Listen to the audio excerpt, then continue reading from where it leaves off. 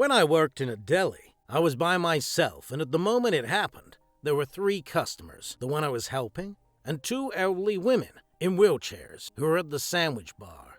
As I was finishing up one customer, another one approached holding a case for the fried chicken.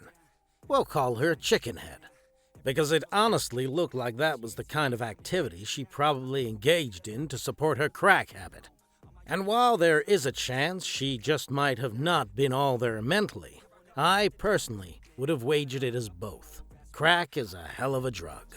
Anyway, as I'm making my way to help the 2 women in wheelchairs, I offer Chickenhead my usual customer service spiel, with a smile and, "Hello, I'll be able to help you in a moment." This wasn't good enough, I guess. And she looked at me and straight up asked why I couldn't help her now.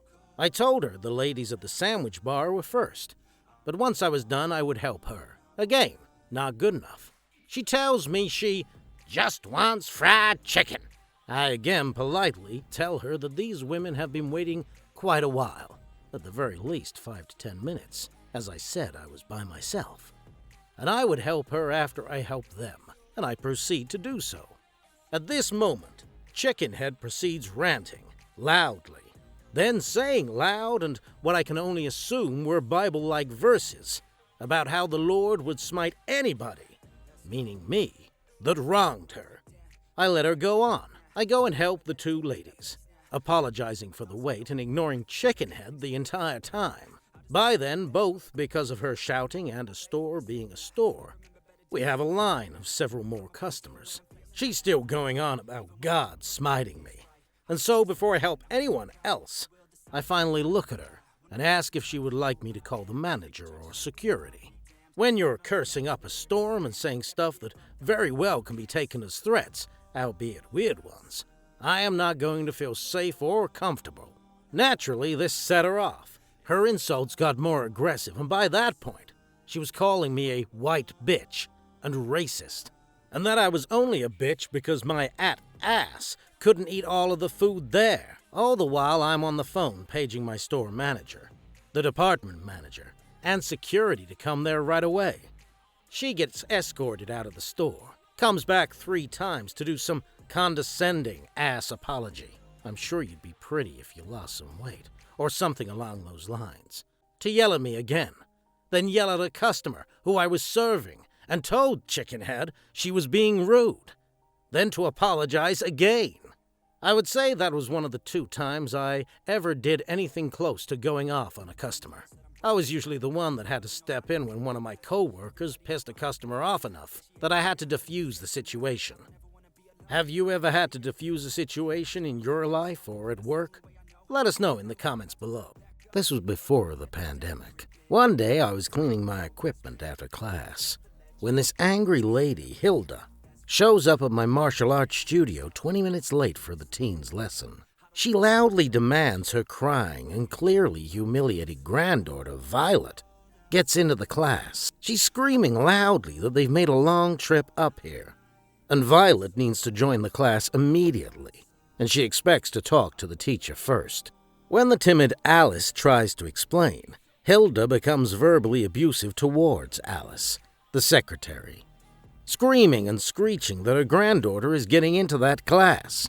Alice weakly tries to stop Hilda from just walking into class. I decide to comfort poor Violet, who is humiliated and terrified and having a panic attack in a corner. She pleads with me that she doesn't want to do the class. She wants to leave. I calm her down and assure her nothing is happening. You won't be forced to join class. He won't make you do it unless you want to do it. But I think you should try it, if possible. Violet says she is afraid to be there alone without friends. I tell her that in the next class, I'll introduce her to some nice students in the teens class, who will make her feel welcome. One of the teen students I know would be a great friend for her. Violet seems satisfied with that. And I even make her laugh a bit with stories of my own. Unfortunately, Hilda is still making a huge scene, screaming at Violet to get over there into the class and demanding to speak to the teacher. Violet actually hides behind me, and I make it clear I'm not going to leave her side till this is sorted out. Now Alice is trying very hard not to disturb the very busy martial arts instructor while he's teaching. but the entire city can hear this. Inside the training area, I see instructor tells the class to do some pad work. He comes out of class and smiles menacingly. "I'm the teacher," he says in the most dangerously polite tone that made Alice and I gulp. Sometimes we forget how scary he can be, but right now, we are grateful he is on our side. He's still smiling, but it's a cold smile. His eyes are narrowed with anger. He's a very intimidating guy. He's not a big, strong bodybuilder type.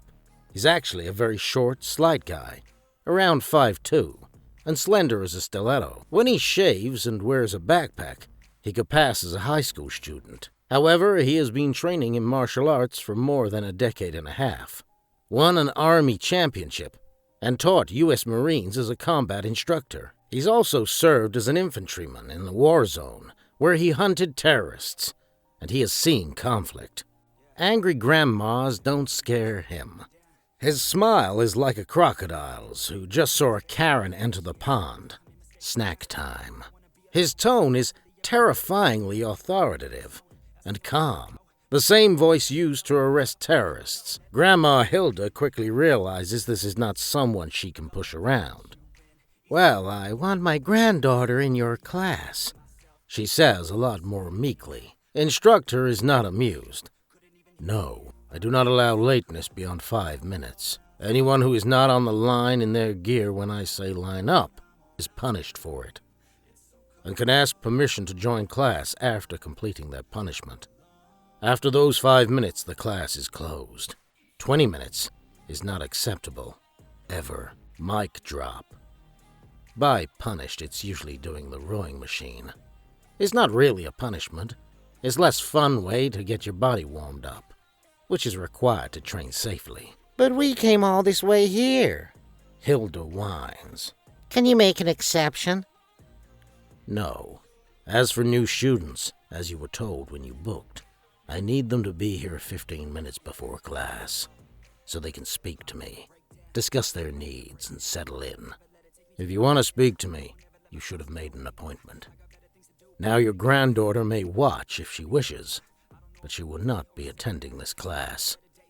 She can start next class, and she will be here early," he says in the same tone, smiling that same scary smile that says he could crush her like a bug. Instructor looks around and nods to me. After a few years of training with him, I know exactly what he wants me to do. I bring Violet over, staying next to her reassuringly. Instructor gentles his expression. "Hi, Violet. I'll be your teacher next week. We'll have fun, don't worry," he says, offering his hand. Violet nods and shakes it. "See you next time." Instructor doesn't even skip a beat and returns to class. His smile now is like a satisfied crocodile who just consumed entitlement. Hilda wisely says they'll get lunch. Violet mouthed thank you to me as they left. I nodded. Maybe you have a family member who treats the world like this. Leave us a comment below. That is the end of the video. I hope you liked it. Subscribe for more content like this, and hit the like button to help us out.